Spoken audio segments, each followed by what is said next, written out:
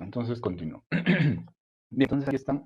En la parte en azul indican los proyectos en los cuales colaboramos con el OIE y, obvio, con el IPEN, cuyos fondos son captados a nivel nacional e internacional. ¿Sí? Entonces, de los 9 proyectos que manejamos, 5 de ellos es en colaboración con el IPEN y hay otras instituciones que hacen parte de este equipo de investigación. En este caso, nosotros nos concentramos en el monitoreo ambiental en base al recurso hídrico, al agua. Entonces, la unidad mínima de monitoreo es la cuenca cuya línea de división pues es la partición de aguas. Y entonces podemos hablar de una cuenca, una macrocuenca, cuenca, microcuenca, subcuenca, etcétera, pero todo, la unidad mínima es una cuenca.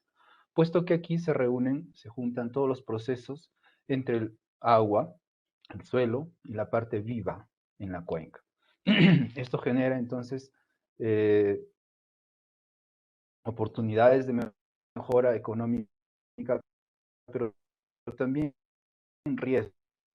Mi institución, el Instituto de los Riesgos, y nosotros como investigadores intentamos de entender los procesos que van a controlar estos riesgos con el fin de mejorar los modelos existentes o desarrollar nuevos modelos para la gestión de los recursos hídricos y, por qué no, de la cuenca en sí.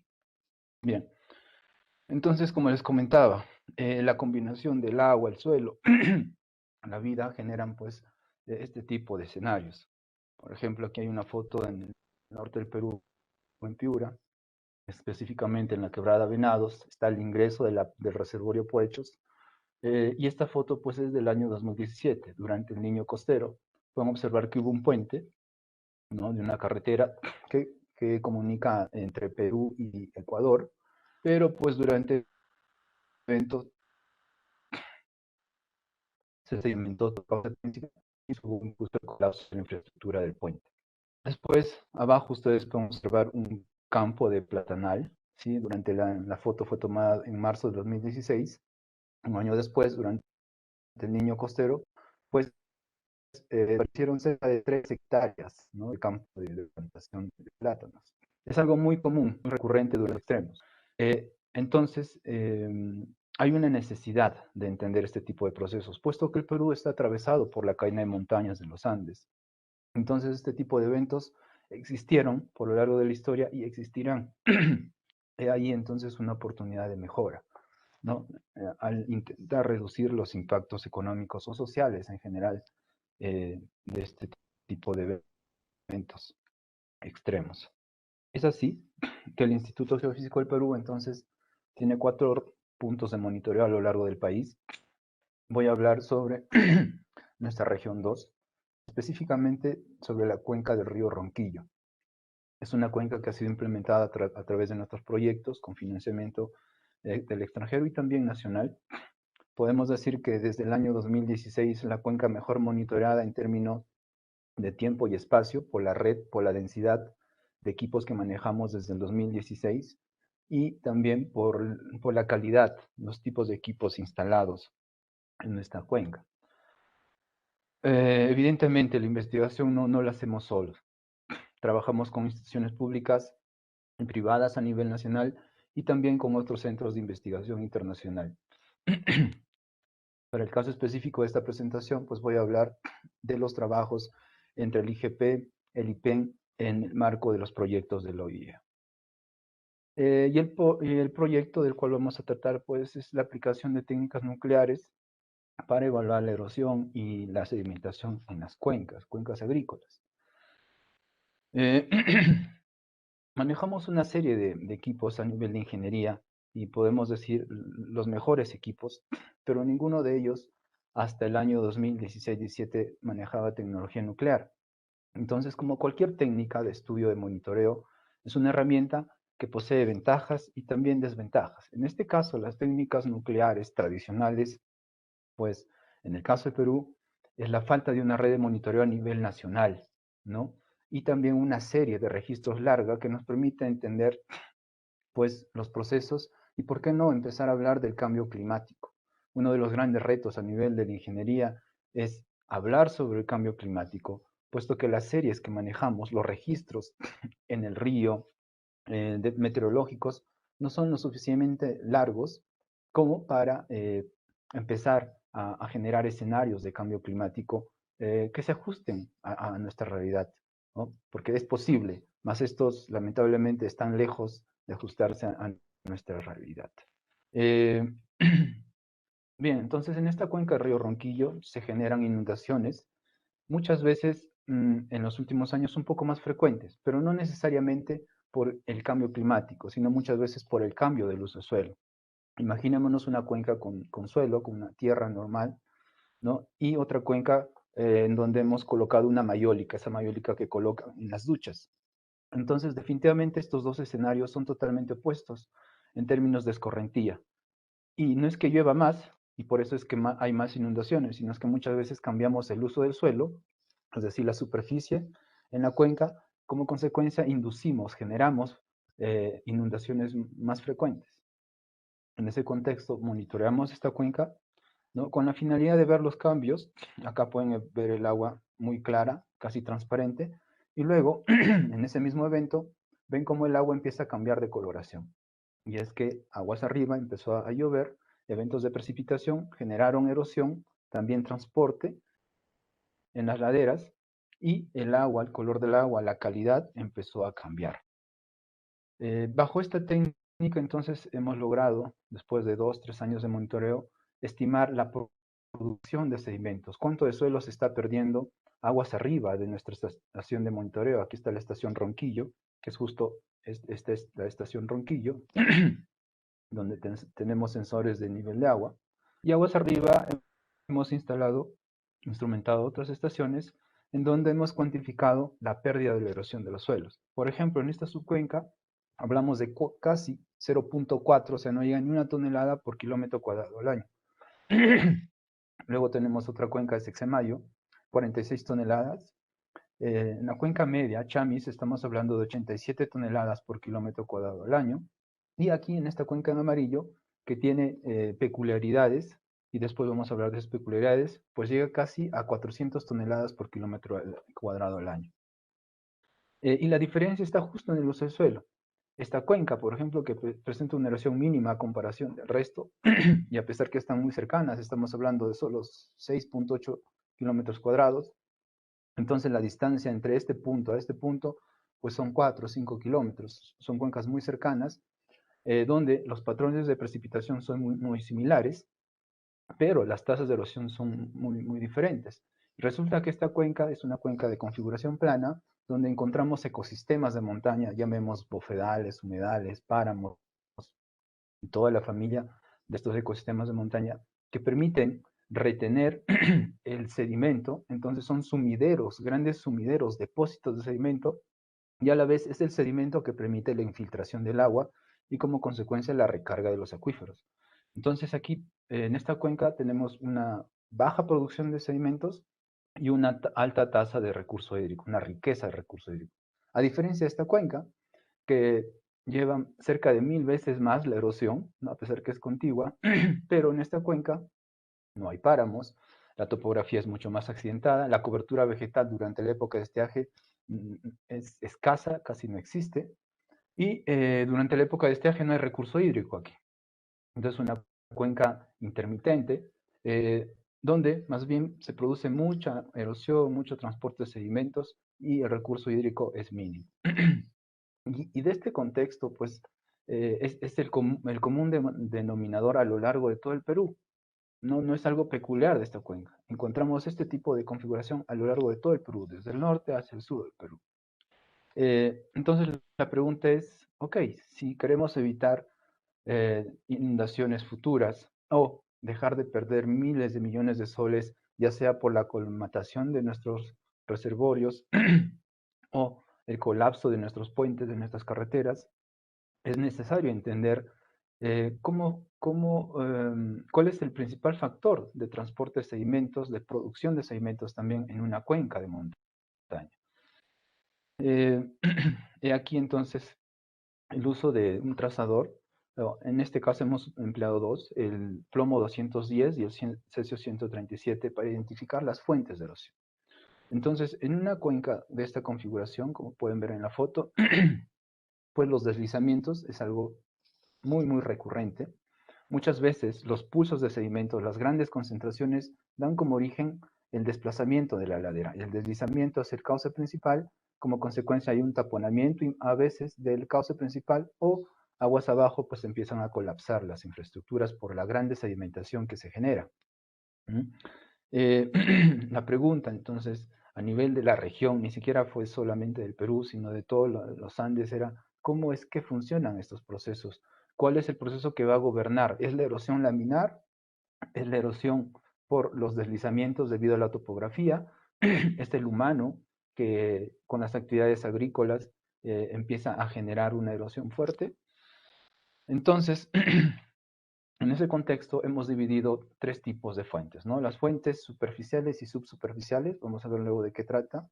Hemos hablado también del monitoreo de la combinación de ambas, y este monitoreo se da pues a nivel de un río, donde encontramos ya la combinación de ambas, y mediante la herramienta de usos de isótopos. Entonces, recorrimos toda la cuenca, los 42 kilómetros de esta pequeña cuenca, instalamos trampas para poder calibrar, ¿no?, y medir la erosión in situ. Esta es una trampa de 1 metro cuadrado.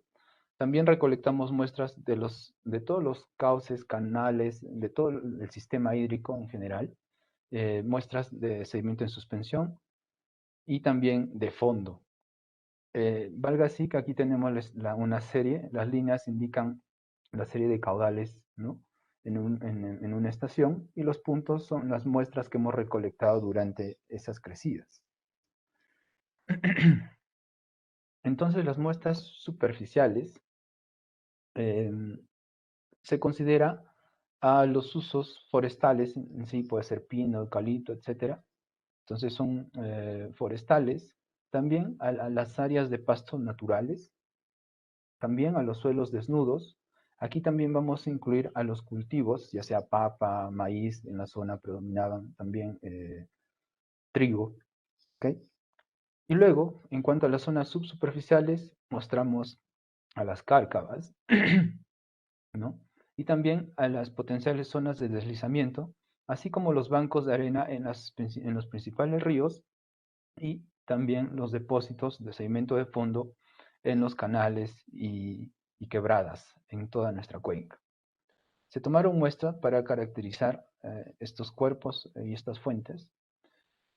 Aquí les muestro entonces un mapa con el uso de 3 trazadores. Se sumó el berilio 7, pero solamente para el mapa. Nuestro estudio se concentró en el plomo 210 y en el cesio 137. El tamaño del círculo indica entonces la concentración del isótopo. Ok, la concentración del isótopo, acá pueden observar en la leyenda. Entonces el círculo más pequeño indica una concentración de 2 a 5 becquers por kilogramo, y el círculo más grande indica pues una concentración de 50 a 134 becquers por kilogramo. Y nosotros podemos constatar que en la cuenca Majadapampa, que les comentaba, es una cuenca donde predominan los ecosistemas de montaña, los círculos son grandes, ¿no? Quiere decir que hay una alta concentración de isótopos. Pero si observamos la cuenca de Manzanilla, donde podemos observar que hay una predominancia de círculos pequeños. La concentración de sedimentos es muy baja porque ya fue erosionada, ¿no?, año a año, porque el plomo 210 es cíclico, se va produciendo año a año, mientras que el cesio 137 pues tuvo un pico por los años 40, y que ahora pues empieza a decaer debido a la erosión continua año a año generada por la precipitación, ¿no?, debido a la erosión hídrica. Entonces comprobamos si realmente nuestros trazadores de fuentes superficiales y subsuperficiales tenían coherencia, se hizo relaciones entre ellos, y pueden observar que hay una relación. El triángulo en naranja pues indican las fuentes superficiales, y los círculos en plomo son las fuentes subsuperficiales. Hay una ligera mezcla, entonces aquí puede haber una combinación de ambas, pero en la mayoría de casos vemos que tienen dos grupos bien distanciados, entonces eso indica que está bien caracterizado. Bien, les presento una foto entonces de la cuenca Majadapampa. Recuerdan la cuenca que presenta la tasa de erosión más baja de 0.4 toneladas por kilómetro cuadrado al año. Entonces la pregunta es, ok, tenemos una erosión muy pobre acá, es mínima, pero ¿de dónde viene esa poca erosión en la cuenca?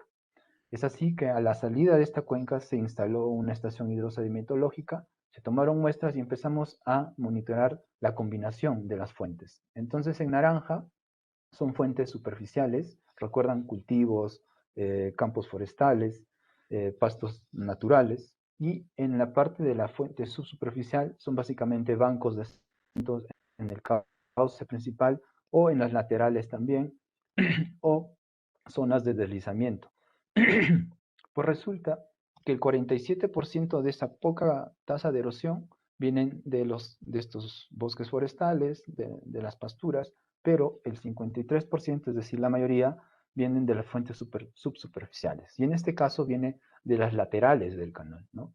Los laterales del canal son constantemente erosionados, eso se deposita en el fondo del canal y es transportado pues durante las crecidas, los eventos de crecidas.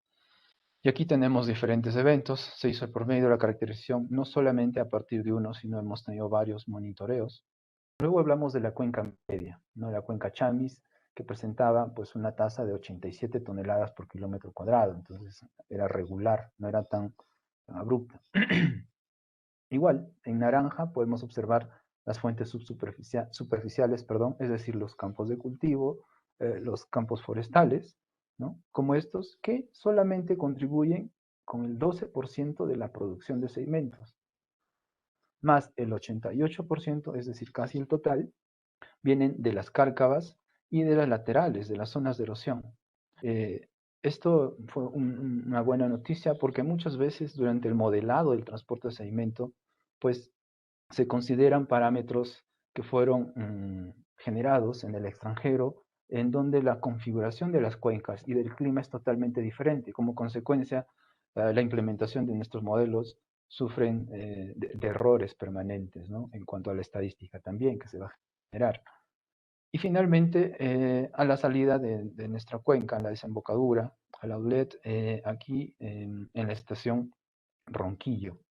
También se hizo el mismo monitoreo, en este caso contamos con mayor cantidad de eventos, y en un balance general en toda la cuenca, en los 42 kilómetros cuadrados, 17% viene de los cultivos, de los campos agrícolas, y el 83% entonces viene de las zonas de deslizamientos y el sedimento que está en el cauce principal. Esto es importante, repito, porque nos va a permitir generar un dimensionamiento de la infraestructura hidráulica. Aquí hay una infraestructura hidráulica, por ejemplo, es un barraje. Si bien es cierto, es pequeño porque solamente sirve para captar el agua, en este caso a la EPS de Cajamarca, la empresa prestadora de servicios de agua potable, ¿no? Pero también, al igual, es aplicable para las carreteras, puentes o embalses. Bien, ese resultado fue interesante. Y luego entonces trabajamos a escala de cuenca, ¿no? Y en esta infografía ustedes pueden observar de una manera un poco más resumida todo lo que hemos hecho, donde, por ejemplo, A, ¿sí?, representa los bosques, las pasturas, los pinos, ¿no?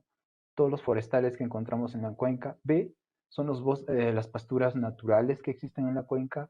C, serían la avena, el trigo, los pastos, los campos agrícolas que hay en la cuenca. Y D, es el suelo desnudo, que es común en nuestras cuencas porque recuerden, hay un ciclo estacional de la precipitación muy marcado. Entonces, tenemos pues desde abril o junio hasta septiembre, octubre, hasta incluso a veces hasta estos meses, suelos completamente desnudos o sin cobertura vegetal. Entonces se hizo ese tipo de estudio en base a estos dos trazadores y hemos determinado algunas ecuaciones que justo determinan la producción de sedimentos y cómo la combinación de los diferentes usos nos producen un volumen y también un transporte de sedimentos totalmente diferente. ¿Ok? Y esto, por ejemplo, en suelo desnudos estamos viendo que puede llegar a 3000, es decir, casi 1 millón de veces más la producción y la erosión en estas zonas que en los pastos naturales, ¿no? En una cuenca de montaña. Son resultados interesantes que están en proceso de redacción. Bueno, ya estamos en un borrador, pretendemos publicarlo pronto, por lo novedoso que es para en general, para toda la cadena de montañas de los Andes. Este es el resumen entonces de nuestro trabajo. Las barras indican la producción de sedimentos, la cantidad de producción de sedimentos. Esta cuenca, por ejemplo, Sexemayo, es una cuenca interesante porque es una combinación de esta cuenca de Majada Pampa y una pizca de manzano. Quiere decir que aquí en esta cuenca tenemos ecosistemas de montaña, básicamente páramos, y por esta parte tenemos pues zonas de alta frecuencia de deslizamiento, muy vulnerables al deslizamiento. Y es así que esta pequeña zona pues incrementa la producción de sedimentos, tal cual ustedes pueden observar en esta barra, de casi 100 veces, ¿no? Solamente esta pequeña área. Ok, entonces tengo solamente 20 minutos. Gracias por su tiempo y quedo atento a vuestras preguntas.